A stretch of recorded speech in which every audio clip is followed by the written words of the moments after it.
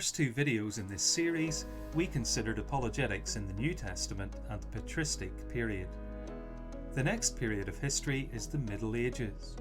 Like all historical eras, its exact start and end dates are debatable, but it can be said to have begun with the removal of the last emperor of the Western Roman Empire in 476, and it lasted for around a millennium until the fall of Constantinople, the capital of the Eastern Roman Empire, to the Turks in 1453.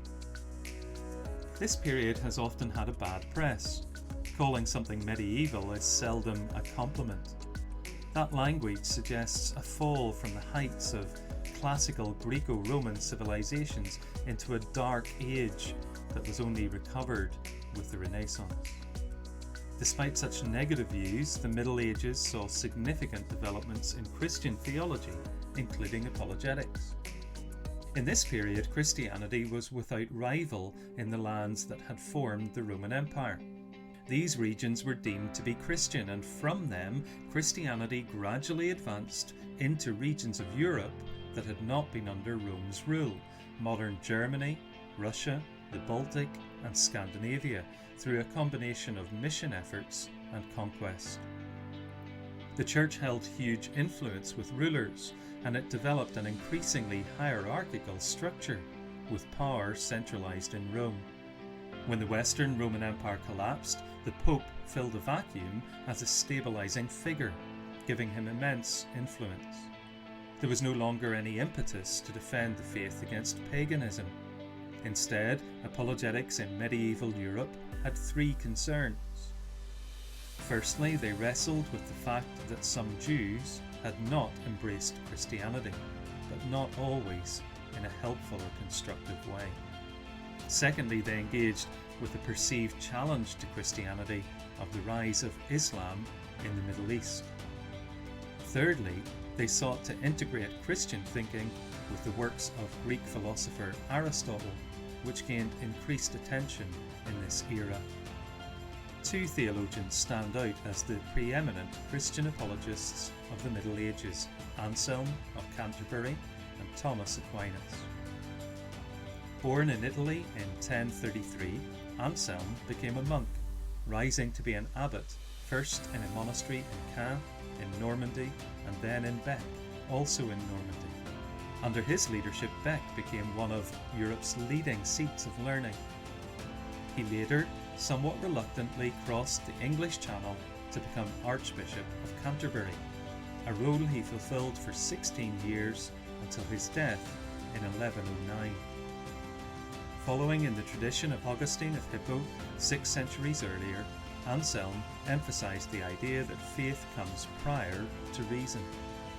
He expressed this principle in two famous Latin phrases: fides quaerens intellectum, faith seeking understanding, and credo ut intelligam, I believe in order to understand.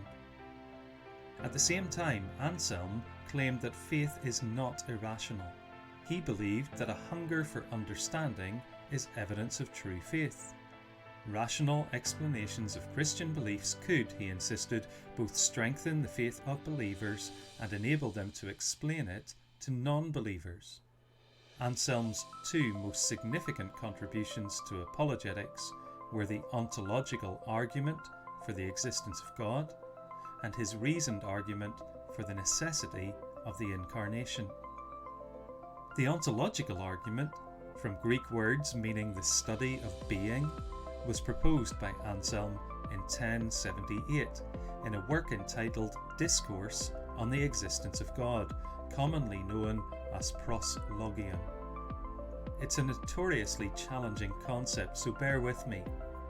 Anselm defined God as a being than which no greater can be conceived. This was a fairly standard idea expressed by many ancient Greek philosophers and early Christian writers, but Anselm used it as a starting point for an argument for the existence of God. He argued that since we are capable of imagining this greatest of all possible beings, it must exist in reality, since it would not be the greatest possible being if it only existed in our minds. a being that exists in reality is greater than one that exists only in the imagination. This line of reasoning seems unlikely to convince skeptics, but it has engaged many great minds throughout the last millennium. The Encyclopaedia Britannica says the ontological argument is among the most discussed and contested arguments in the history of thought. Anselm's second great apologetic argument is contained in his book Cur Deus Homo, Why a God-Man, written near the end of the 11th century. Anselm sought to correct a deficient understanding of the atonement that was prevalent at the time, the idea that Jesus paid a ransom to the devil to set us free. Anselm argued that this theory did not explain why the incarnation was necessary. Why would God need to become human to pay a price to Satan? He insisted instead that the only reason why a human being had to die for human sins was to satisfy God, not Satan. Sinners have failed to honour God, and God cannot ignore this wrong. Even a sinless human being could not resolve the problem, because our sinful contempt of God requires a repayment greater than the debt. The debt has to be paid back, and there has to be restitution for the offence. Only a being of infinite greatness, who is also human, could repay our debt and satisfy God's honour. Hence, the incarnation was necessary. In presenting this argument, Anselm explained that he didn't expect anyone to come to faith through it. Rather, he expected believers to be gladdened by understanding and meditating on those things which they believe, and that as far as possible, they may be always ready to convince anyone who demands of them a reason of the hope which is in us. Our second leading apologist of the Middle Ages is the Italian monk Thomas Aquinas, who lived in the 13th century. He's widely recognised as the leading figure in formulating what would still be recognised today as Roman Catholic theology. Aquinas led the way in engaging with the works of Aristotle, who he called simply the philosopher, which, after several centuries of neglect, had been reintroduced to European thinkers by Muslim scholars. As Augustine had done with Platonic philosophy, Aquinas sought to explain Christianity in Aristotelian terms. As with Augustine and Plato, we may argue that Aristotle's philosophy influenced his theology to an unhealthy degree. Aquinas saw the growth of the Church, fulfilled prophecy, and miracles as evidence that Christian faith is plausible, while alternatives are not. He did not, however, believe that they could prove the truth of Christianity to skeptics, since faith is ultimately a supernatural gift of God, not attainable through reason. Aquinas' best known contribution to apologetics was his Quinque Viae, or 5 ways, of arguing for the existence of God. He believed that God's existence is self-evident, but, as he wrote in his book Summa Theologica, because we do not know the essence of God, the proposition is not self-evident to us, but needs to be demonstrated by things that are more known to us, though less known in their nature, namely by effects. In other words, there are lines of reason from our experience and observations of the world that lead us to believe in God. The 5 ways are: 1. Motion. God is the first mover in the chain of motion who was unmoved himself. 2. Causation. God is the uncaused cause with whom all things began. 3. Existence. God is the one thing that has to exist necessarily, rather than being unnecessary. 4. Gradation.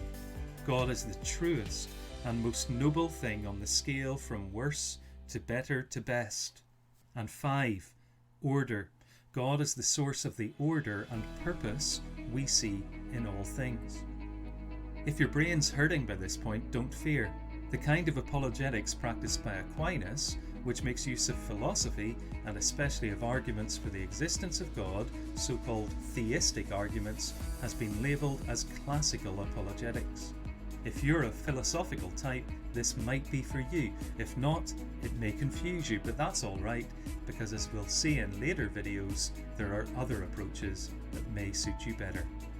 We should, however, be thankful that there are people with philosophers' minds who can engage in this form of apologetics today.